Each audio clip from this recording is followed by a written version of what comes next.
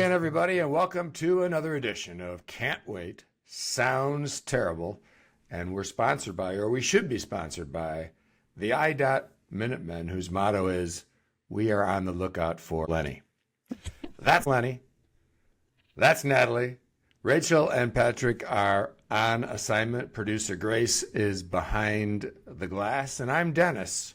Or am I Nostradamus? Or is it Nostradamus? I don't know. I should know that, being possibly Nostradamus.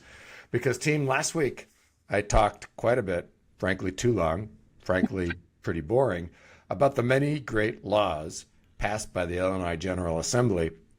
And the Chicago Tribune Editorial Board obviously heard me, because just a few days ago they had an editorial. Springfield is measuring the wrong things, noting Springfield passed 395 bills this session. That's a lot of legislating, but is it good governance? Lawmakers love sending out press releases boasting about the bills they passed last session. Nobody brags about getting rid of something they don't need anymore. So, Eleni, do they have a point? Yeah, I mean, half the time, my favorite thing is how many of these bills that they're writing press releases on that pass actually become law. That's the other catch of this whole press release game of, yeah, I passed this, but did it become a law? Because that's half the battle.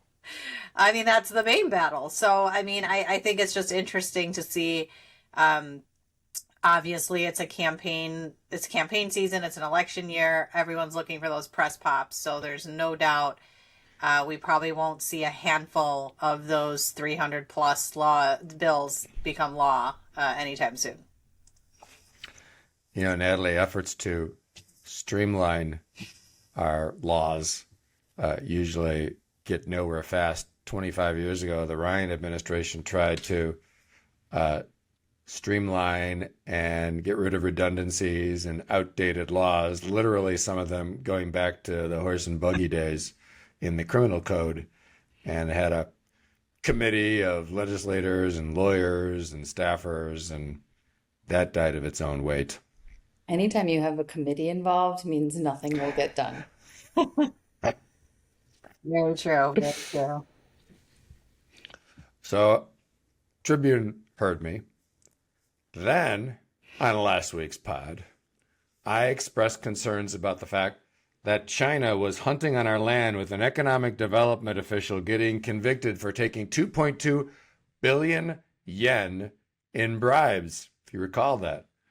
Well, Democratic State Representative Carol Ammons of downstate Urbana said, China, Dennis, challenge accepted. I'll read to you from the Chicago Sun-Times, Natalie.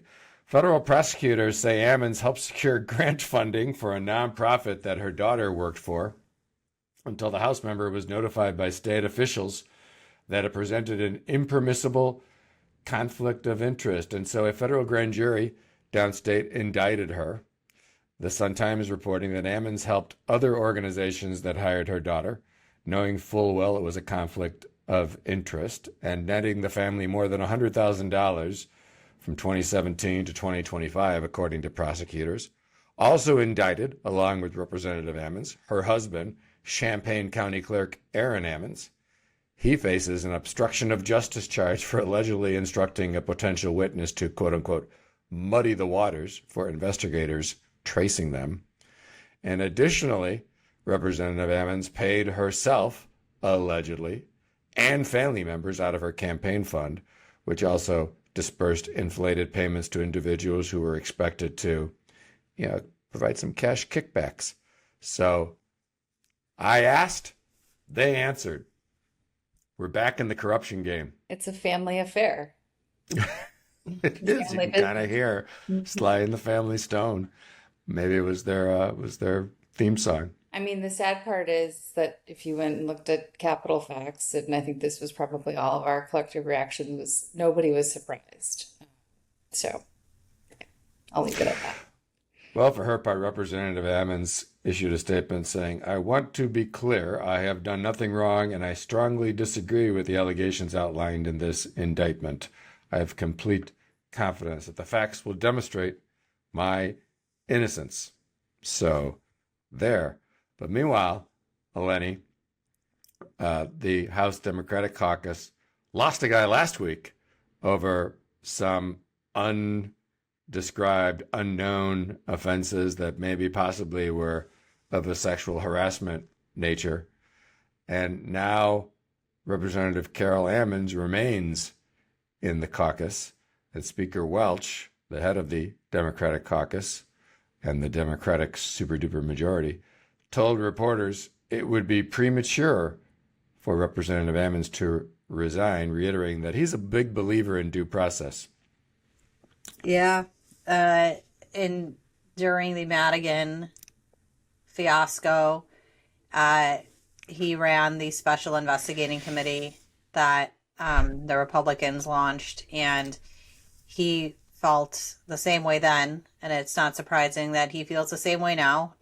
But I think the difference is that Representative Ammons has already been indicted, as opposed to initially when we did the special investigating committee, it was just the deferred prosecution agreement was out at that time, indicating that the former speaker, was involved in the corruption scheme in some way. So none of that is surprising to me. I'll be curious to see how this committee in the House is run and what they conclude. Well, any legislative leader who has members that get indicted gets themselves into a tough spot. But there does seem to be some different standards. We'll see as details come out. Certainly wish them well. And as I pointed out, Representative Ammons is strongly proclaiming her innocence. Meanwhile, so that's all that I predicted would happen in the future. By the way, I have not seen published what the potential sentence would be for alleged corruption and alleged conspiracy. It could certainly be a term of several years if things go badly for Representative Ammons. But the Chinese guy, he got the death penalty. So it could always be worse, Ammons family. Mm-hmm.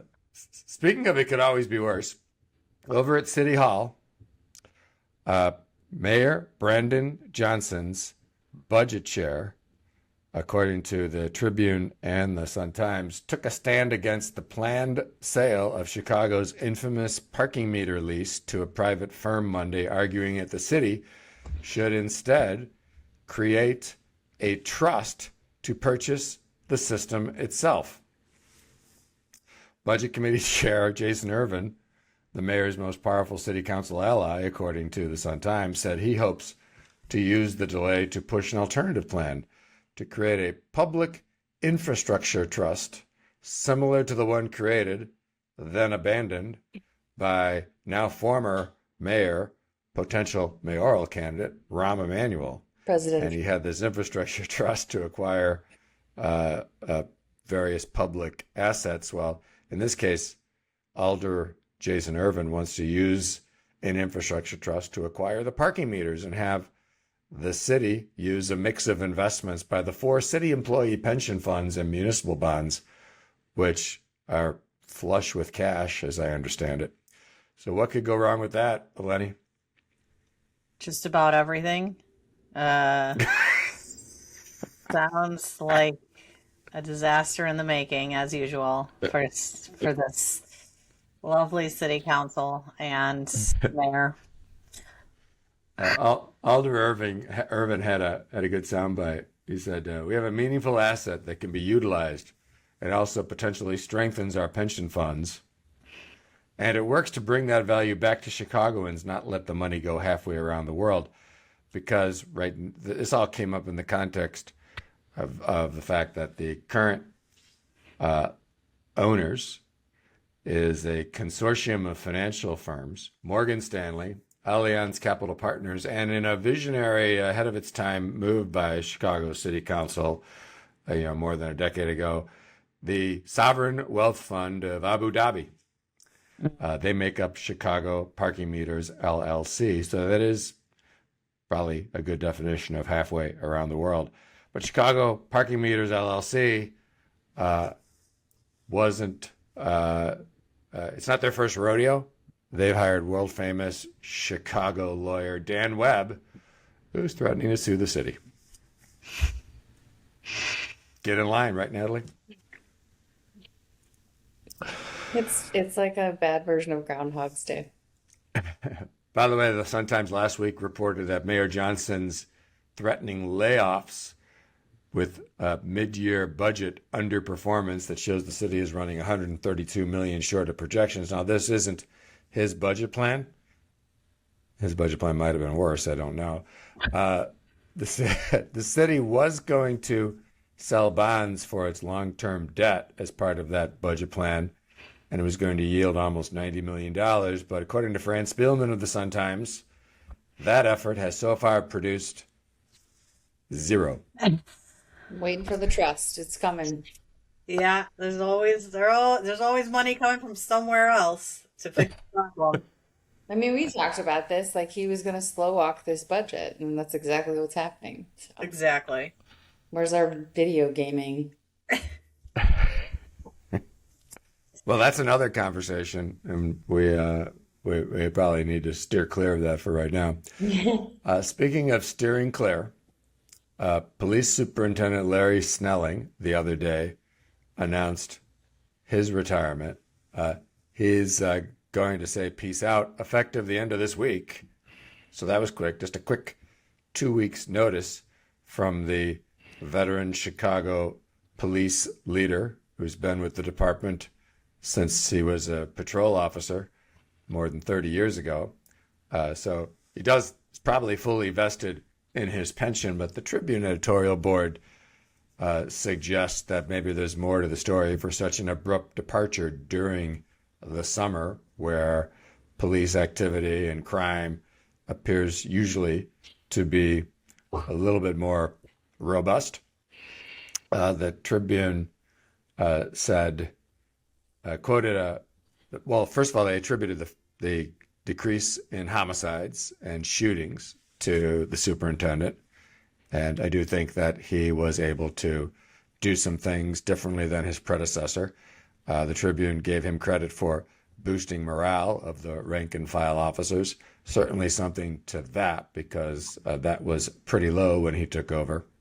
And he successfully handled the Democratic National Convention in 2024, which was literally like sitting on top of kegs of dynamite for a week. But the editorial speculated that the timing was also sending a message and pointed out that the mayor's office failed to support initiatives to stop teen takeovers and disconnected ShotSpotter. And the superintendent was quoted in the Tribune from a slightly earlier interview saying, quote, "One thing I can say about policing is it's the only job and only profession I can think of where people who have never done it, have no training around it, have no education around it, can come in and tell you how it should be done. Just being completely honest." That's pretty honest. Very honest. But I thought, since we are a psychic podcast, I invested in an 8-ball, and we can just ask. We're going to ask now, will crime continue to go down under the new We should under use the these new that superintendent? we So should What's it going to say? Halsey. Hold on, it's not a good one. So it keeps giving me. It says, I can't turn it because it'll go away. It says, as I see it, yes. So crime will continue to go Things down. are looking up. Oh, there you have it. There you have Things it. are looking up. So now we'll always have this on the pod that we can consult for some psychic answers that we need. That could be a new segment on a weekly Totally. basis. Totally. We can bring people on. They can ask questions and we can answer for them. Maybe next week, the Magic 8-Ball, which I think just has a totally different connotation in today's day and age Yeah. than maybe when it first came out in the 70s. Who's going to be the next superintendent, because that's also an issue, Natalie. First, there's a 7-member civilian board called the Community Commission for Public Safety and Accountability, and it vets and interviews candidates. This is to be hired by a mayor who for sure has about 7 months left in his term. The commission then forwards 3 finalists to the mayor, who might get reelected, but who might not, who can choose among those 3 or reject all of them, like Mayor Emanuel famously did. And then the mayor can ask the Community Commission for Public Safety and Accountability to give him more options. Once the mayor selects someone, they're subject to the city council. I see some themes here. Let's appoint a committee to get rid of the old laws, appoint a committee to not hire somebody. The committee to get rid of corruption. It's so tricky. Yeah. In terms of the timing, I would not want to be one of those candidates right now, because you're just going to be in the swirl of the next mayoral cycle, and then who even knows if you'll have a job as of next May. So, well, the good news is that with that process, we'll be deep into 2027. I don't even need to ask the Magic 8 Ball before we have a permanent superintendent candidate for this mayor or the next mayor to select, I am guessing. And maybe it'll be Eleni. She is a part-time crime fighter. I am always available for hire, so yeah, solving all those crimes across the city. Speaking of transitions, we have occasionally created, often for Eleni's amusement, but it's also for mine because it covers my old childhood neighborhood like a book, the Northwest Side Press, where columnist Russ Stewart wrote 2,500 columns over about 50 years, ticking off countless politicians and some readers. Now he's dead, so he won't be writing anymore. how many columns did they say he wrote? 2,500 columns since 1973. This is according to the Northwest Side Press. Look, he had a distinct Chicago voice. I enjoyed reading him for that purpose. He did tick a lot of people off, and apparently readers, and apparently his editor, because his editor wrote, it almost looks like maybe they didn't actually mean to print this, because it is the most scathing memorial column I have ever read, and it's in his spot on the inside page of the Northwest Side Press. The headline says, "Editing the late Russ Stewart: Pain, Joy, Frustration, Irritation." And it talked about all the different times that his editor and I told each other to F off. I'm reading a little excerpt here. But like every ball player, eventually his numbers would slip and he would start riding the bench. And it almost became a blessing if Russ said that you would lose a political race, as the opposite was usually true. He famously incorrectly predicted that Willie Wilson will win the primary in 2023 for mayor. And then, sometimes he had to go to his house to pry the column from him. Sometimes at the last minute, he would send an email saying, "Abort, abort, no column." The editor said he had a simplistic and outdated approach of sort of ethnic groups determining your political success. He concluded, in his final column, Russ wrote, "Thank you for sticking around. I'll keep you posted, or you'll read here I croaked. It ain't over till it's over. This time, it's over," the editor wrote. So the Russ is dead, and his editor is not sad about it.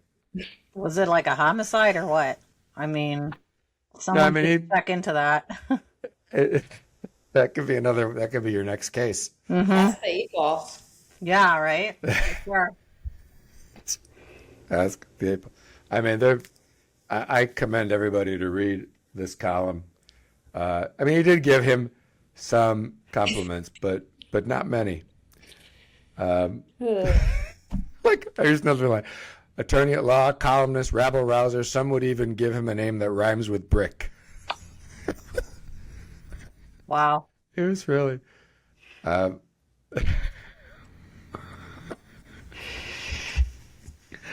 was really something. He anyway, he's dead.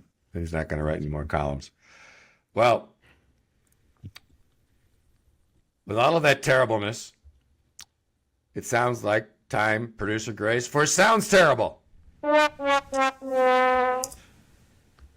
Natalie, what sounds terrible to you? What could possibly be more terrible than having your editor lay you out, even though you've gone across the Rainbow Bridge? I can't top that, so I won't try. But I'm really sad that we're nearing the end of the World Cup, because I've realized how much of like my emotional happiness I've been hanging on this. Like, Norwegians are here and they love us. Like, this is amazing. And just watching the games with my kids, and it's been a lot of fun. So I'm very sad that we're in the final stages of the World Cup. Our viewers and listeners may not know that Natalie was a World Cup level player of the soccer in her day, and perhaps you can share with producer Grace the fact that the media covered your ability to do a header. We moved last year, so I have to see if I can find those boxes. Maybe I have a copy of that. That would even be better.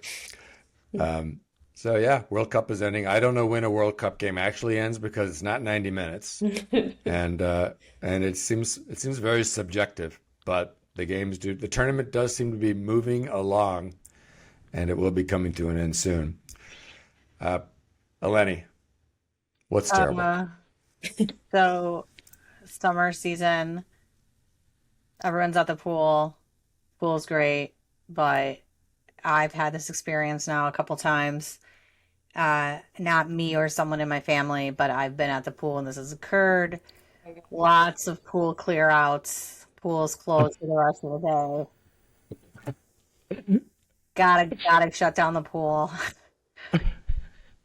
I thought about it the other day, and I'm very anti having a pool at my house for many reasons, mainly that my kids are crazy and they will have parties in the backyard and someone will drown. But I just am like, now I understand why people have pools in their backyards.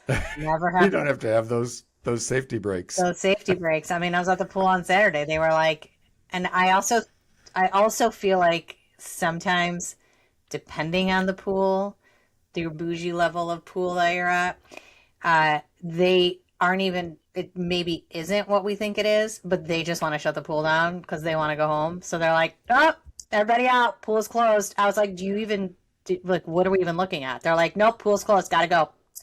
So duty in the pool, yeah, not fun. Explosive diarrhea. Did you guys actually know that throw up in the pool is more dangerous than duty in the pool? I learned this at kids' swimming lessons. Very, very bad if there's throw up in the pool. So just keep that in mind when you're out swimming with your family at a public place. My kids actually like cross their finger. They hate swim lessons, and every week they hope for an incident. So tell them just like overfeed themselves before they go. Jump in, throw up, drop a deuce. throw up instantaneously, and they're gonna be like, "Pool is closed. It's over." Every week, Eleni. She never disappoints. That's why she is the queen of terribleness. I am trying to compete with her this week, though, because Chicago's City Hall and the governor's office and the various tourist promotion bureaus like to tout when Chicago gets a good ranking. They're not quite at the Naperville level, but they've had some good rankings in the city of Chicago over the past few years, including being ranked number 4 in the world, according to a survey by Time Out magazine, which is a great tribute to our hometown. And we remain third in terms of population behind New York and LA. So we're still in third place. But we are number one in something. Bed bugs again. I talked about it last year when we won it for the 5th straight time. Now we've won it for the 6th straight time. In a survey done by Orkin, the pest control company, Chicago is the worst city for bed bugs.